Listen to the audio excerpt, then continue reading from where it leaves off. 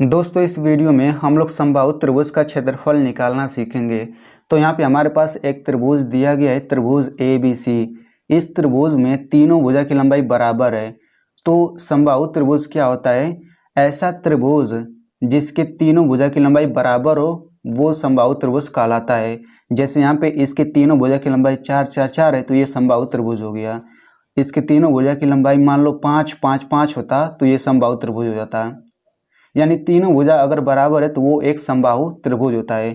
तो समबाहु त्रिभुज का क्षेत्रफल निकालने के लिए आपको एक फार्मूला पता होना चाहिए और उस फार्मूले का उपयोग कैसे किया जाता है आपको ये भी पता रहना चाहिए। तब जा करके आप समबाहु त्रिभुज का क्षेत्रफल निकाल लेंगे। तो इस वीडियो को शुरू से लेकर अंत तक देखिएगा। मैं आपको पूरे अच्छे से बताऊंगा समबाहु त्रिभुज का क्षेत्रफल और उसका उपयोग कैसे किया जाता है। तो इस वीडियो को देखने के बाद जितने भी समबाहु त्रिभुज होते हैं आप उन सब का क्षेत्रफल बहुत ही आसानी से निकाल सकते हैं। तो चलिए वीडियो को शुरू करते हैं। तो सबसे पहले हम जान लेते हैं कि समबाहु त्रिभुज का क्षेत्रफल क्या होता है। समबाहु त्रिभुज का क्षेत्रफल, तो देखिए समबाहु त्रिभुज का क्षेत्रफल बराबर होता है रूट में 3 गुणा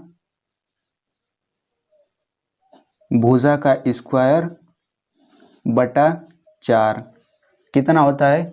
रूट में 3 गुणा भुजा का स्क्वायर बटा 4। ठीक है, यहाँ पे हमें बस भुजा की लंबाई रख देना है, फिर इसी को हल कर देना है, वही आंसर हो जाएगा। तो हमें यहाँ पे त्रिभुज ABC का क्षेत्रफल निकालना है जो कि क्या है? समबाहु त्रिभुज है। तो हम लिखेंगे त्रिभुज ABC का क्षेत्रफल। ठीक है, तो ये क्षेत्रफल बराबर हो जाएगा रूट में 3 गुणा भुजा का स्क्वायर। तो भुजा का मान कितना है? 4 सेंटीमीटर है, तो हम सेंटीमीटर नहीं लिखेंगे, केवल 4 लिख देते हैं। तो ये हो जाएगा 4 का स्क्वायर बटा 4। ठीक है, अब इसको हम आगे हल करते हैं। तो रूट 3 को रूट 3 ही लिख दीजिए और ये गुणा। अब देखिए यहाँ पे 4 का स्क्वायर है, तो कोई भी संख्या पर जितना घात होता है उतनी बार गुणा हो जाता है। यानी 4 पर 2 घात है तो 4 का कितनी बार गुणा होगा? 4 का 2 बार गुणा होगा। 4 पर यही 3 घात होता तो हम लोग यहाँ पे 4 का 3 बार गुणा करते हैं, फिर ये बटा 4 हो जाएगा। अब जब इस तरह से देखिए बटा हो और ऊपर गुणा के रूप में दिया हो और नीचे संख्या हो तो हम नीचे से ऊपर को काट सकते हैं या फिर ऊपर वाली संख्या से नीचे वाली को काट सकते हैं। तो देखिए 4 और 4 दोनों बराबर है तो हम इसको काट सकते हैं। तो बचा कितना? ये बच गया रूट 3 गुणा 4, ये इतना बच गया। तो इसको हम लोग आगे कैसे हल करेंगे तो चलिए देखते हैं। तो यहाँ पे देखिए इसको हम लोग लिख सकते हैं इतना 4 रूट 3। इसका मतलब क्या हुआ? इसका मतलब भी वही हुआ 4 गुणा रूट 3।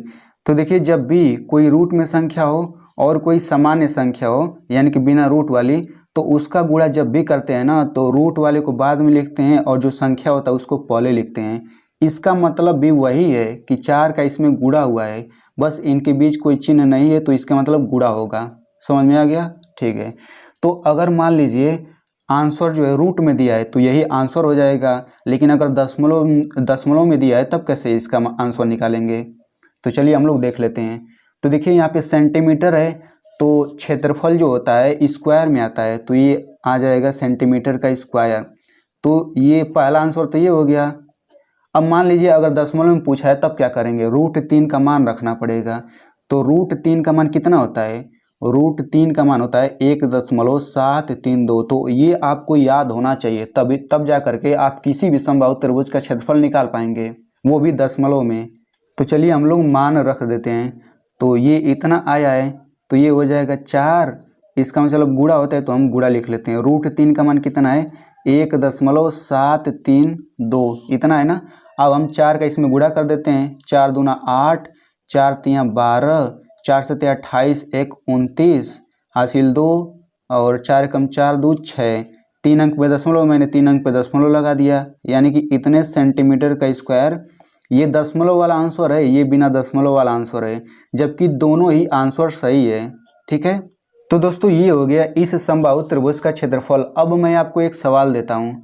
तो सवाल पूछने से पहले मैं आपसे एक बात बोलना चाहता हूँ। देखिए, इस इतना सरल तरीके से समझाने के लिए वीडियो के पीछे मेहनत होती है, तो इस वीडियो के लिए कम से कम एक लाइक ज़रूर करिएगा और हो सके तो इसे अपने दोस्तों के साथ ज़रूर शेयर करिए ताकि वो भी समझ सकें। तो चलिए अब मैं सवाल पूछ ही लेता हूँ। तो जैसे मान लीजिए यहाँ पे आपको ये त्रिभुज दिया गया है, तो इसके तीनों भुजा की लंबाई 2 मीटर है, 2 मीटर है, 2 मीटर है। तो इसका आप लोग क्षेत्रफल निकालिए और इसका आंसर आप कमेंट में ज़रूर लिखिएगा। तो देखिए यहाँ पे एक चीज़ और समझ लीजिए, जैसे यहाँ पे अगर सेंटीमीटर में है तो आंसर सेंटीमीटर स्क्वायर में आएगा, तो यहाँ पे मीटर है तो मीटर स्क्वायर में आंसर आएगा। मैं पहले ही बता देता हूँ। तो ठीक है, आंसर कमेंट बॉक्स में ज़रूर दीजिएगा। मिलते हैं अगले वीडियो में।